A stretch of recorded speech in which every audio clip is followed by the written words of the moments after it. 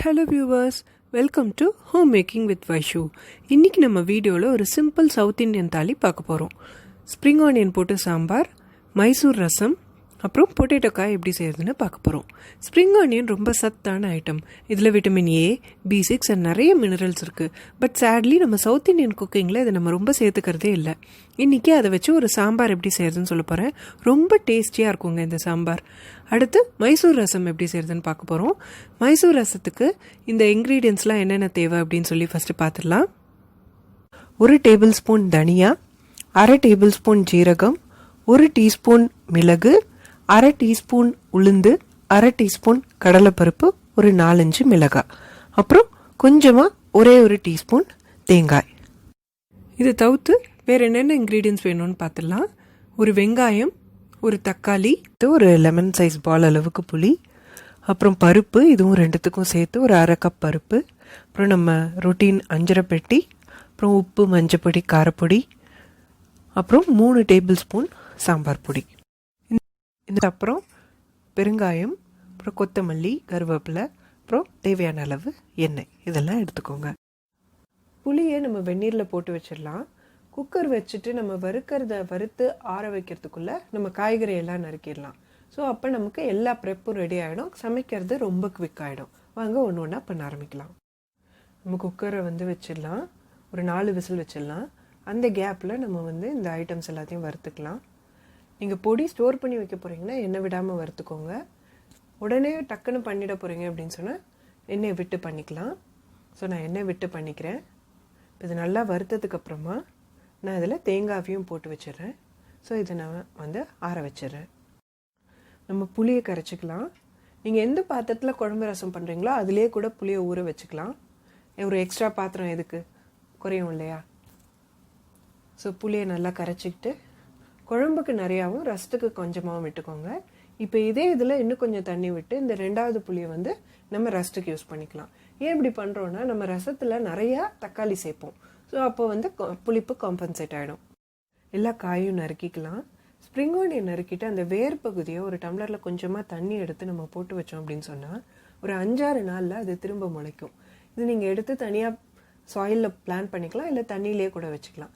இதை நீங்கள் கொத்தமல்லி, கருவேப்பிலை மாதிரி மேலே தூவறதுக்கு யூஸ் பண்ணிக்கலாம். பொட்டேட்டோவை பீல் பண்ணிக்கலாம். பீல் பண்ணிவிட்டு என்ன சைஸில் வேணுமோ அதுக்கேற்ற மாதிரி க்யூப்ஸ் போட்டுக்கலாம்.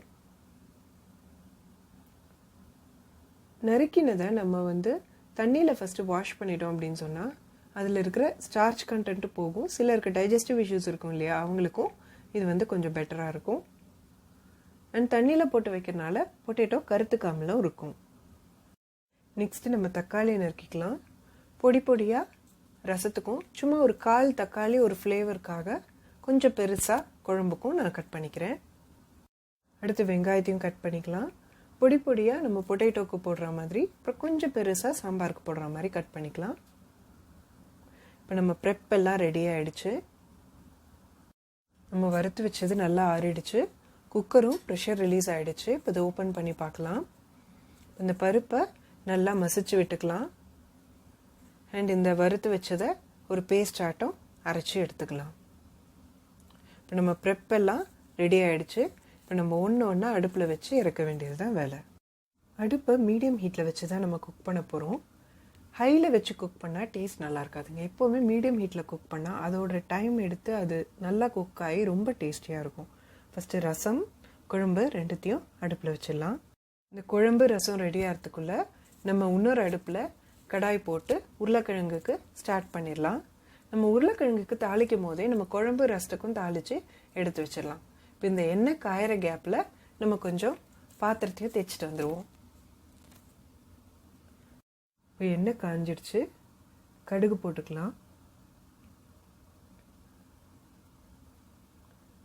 கடுகு பொரிஞ்சதுக்கப்புறமா குழம்புக்கும் ரசத்துக்கும் கொஞ்சம் எடுத்து வச்சிடலாம். இப்போ இதில் 2 மிளகா கிள்ளி போட்டுக்கலாம். இந்த மிளகா ஆக்சுவலி குழம்புக்கு போட போகிறோம். குழம்பு கொதிக்கும் போதே மிளகா போட்டால் ஒரு தனி ஃப்ளேவராக இருக்கும். நெக்ஸ்ட்டு நம்ம இதில் உளுத்தம்பருப்பு போட்டுக்கலாம். உளுத்தம் பருப்பு நல்லா வறுபடணும். வறுபட்டதுக்கப்புறமா நம்ம இதில் வெங்காயம் போட்டுக்கலாம்.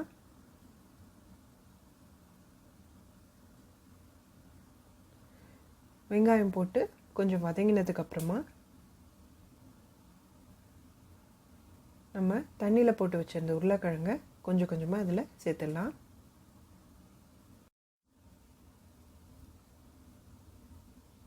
எல்லா உருளைக்கிழங்கையும் போட்டுட்டு நல்லா வதக்கினதுக்கப்புறமா இதில் மஞ்சள் பொடி போட்டுக்கோங்க.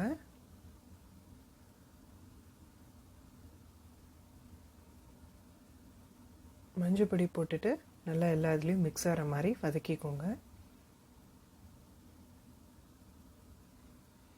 வதக்கிட்டு நம்ம இதை மூடி வச்சிடலாம். சிம்மில் வச்சுட்டு மூடிடலாம். இப்போது நம்ம சாம்பார் நல்லா கொதிச்சிருக்கு. இதில் நம்ம சாம்பார் பொடி போட்டுடலாம். ஒரு 2.5லேருந்து 3 ஸ்பூன் போட்டு நல்லா கலக்கி விட்டுக்கோங்க. அப்புறமா ஒரு கடாயில் கொஞ்சமாக எண்ணெய் விட்டுட்டு அதில் இந்த வெங்காயத்தை வதக்கிக்கலாம். இப்போ நம்ம இந்த குழம்புக்கு நம்ம இந்த ஸ்ப்ரிங் ஆனியனை வதக்கி போட போகிறோம். அதுதான் இப்போ பண்ணுறோம். இப்போ வெங்காயம் நல்லா வதங்கினதுக்கப்புறமா ஸ்ப்ரிங் ஆனியன் போட போகிறோம். இதையும் ஒரு வதக்கிடலாம். ரொம்ப ஃபுல்லாக குக் ஆகிற மாதிரி வதக்க வேணாம். ஒரு ஹாஃப் குக் பண்ணால் தான் ஒரு கிறிஸ்போட நல்லாயிருக்கும்.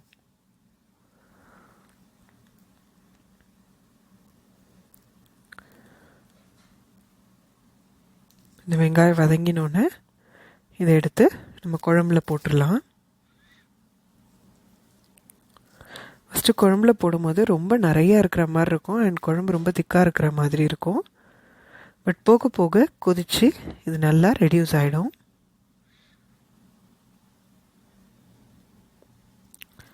நம்ம பொட்டேட்டோ நல்லா வெந்திருக்கான்ட்டு ஒரு தடவை பார்ப்போம். அப்பப்போ இதை கிளறி விட்டுக்கலாம். இப்போ நெக்ஸ்ட்டு நம்ம ரசத்துலேயும் கொஞ்சமாக சாம்பார் பொடியை போட்டுட்டு அப்புறம் உப்பு போட்டுட்டு நல்லா கிளறி விட்டுக்கலாம். சாம்பார்லேயும் இதே டைம் கொஞ்சம் உப்பு போட்டுக்கலாம்.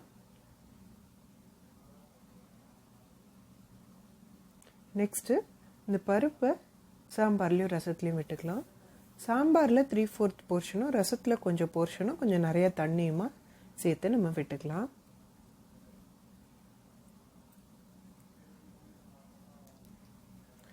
சாம்பாரில் தண்ணி தேவைப்பட்டால் இன்னும் கொஞ்சம் விட்டுக்கோங்க.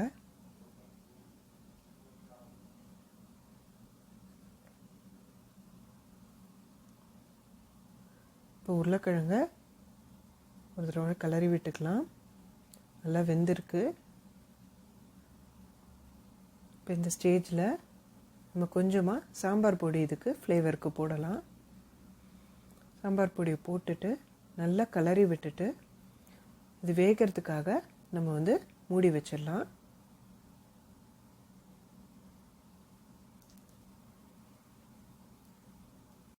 இந்த உருளைக்கிழங்குல நம்ம உப்பு சேர்த்துக்கலாம். உப்பு சேர்த்துட்டு நல்லா கிளறி விட்டுக்கலாம்.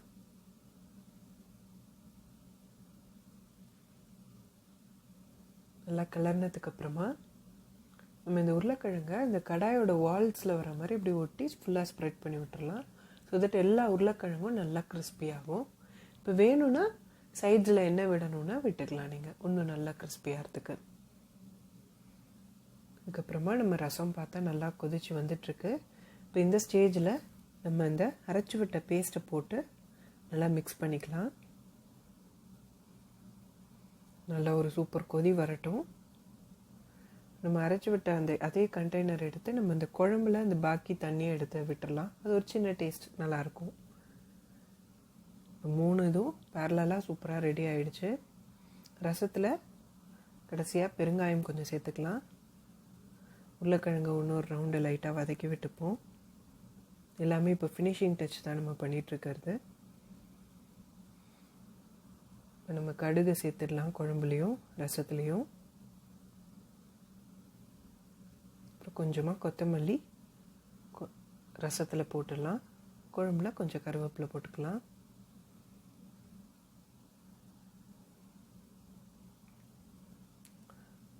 அருமையாக நம்ம குழம்பு ரசம் காய் எல்லாம் ரெடி ஆகிடுச்சு.